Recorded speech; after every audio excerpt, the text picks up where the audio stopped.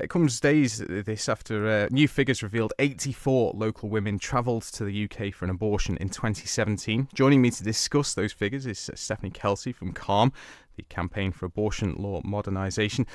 Stephanie, good morning. You don't believe that number 84 necessarily paints a true picture, I understand. Good morning. No, that's right. Of course, the 84 women listed are women who gave their address as being Manx residents.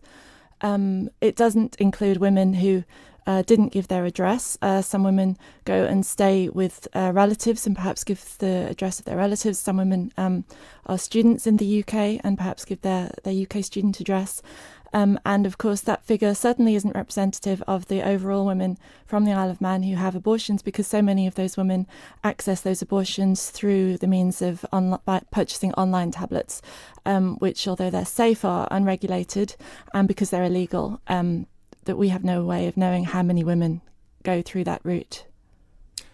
Is a greater awareness of the island's restrictive laws on abortion inspiring more and more women to consider the procedure, do you think? Certainly women don't have abortions purely because they're available or because they suddenly become aware of them. What our campaign has done certainly is raise awareness of the restrictive nature of the Isle of Man's laws.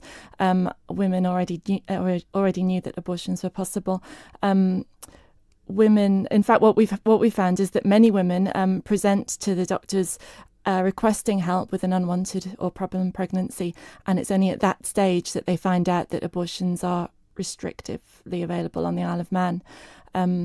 So, no, I don't think that we're inspiring women to have abortions.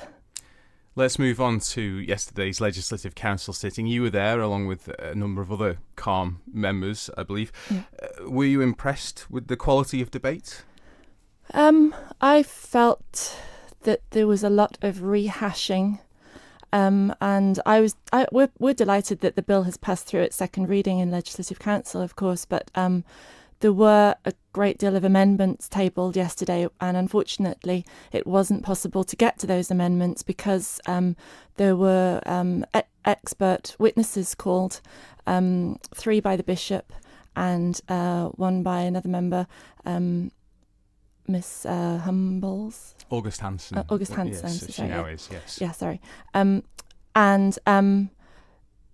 I felt that a lot of time was wasted. Certainly a lot of the points that were raised had either been raised before comprehensively or were points that really could have just been mentioned, discussed before the meeting. They were ticked off afterwards. The Attorney General was able afterwards, after the witnesses had given their presentations, to be able to confirm that he was happy that all the points that had been raised had already been covered. So in that respect, I felt that time was wasted. It was useful hearing from the councillor that Tanya introduced, and I believe there were a couple of points that one of the other witnesses brought up.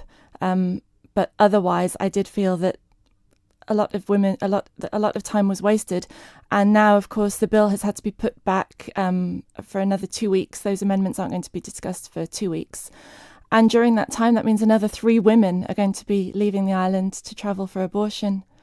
Isn't it best, though, that this is all done correctly in the long run? Yes, yes, it is. It is, absolutely. It needs to be future-proof, and it needs to be strong, and it needs to stand up for human rights, and it needs to serve the women of the Isle of Man.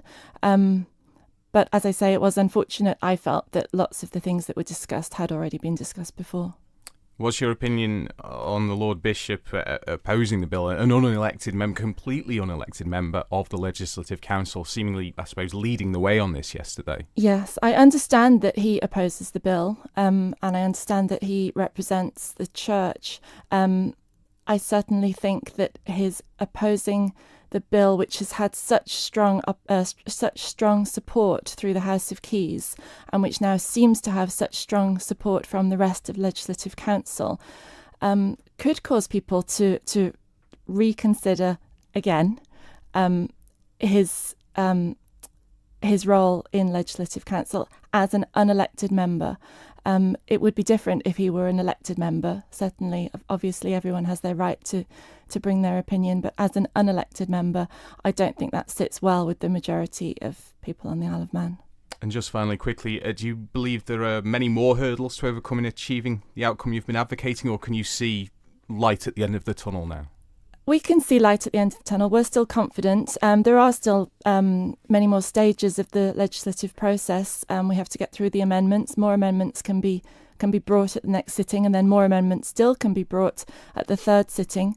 Then, of course, it has to go to the House of Keys for them to approve the amendments, and at that stage they can amend the amendments if they choose to.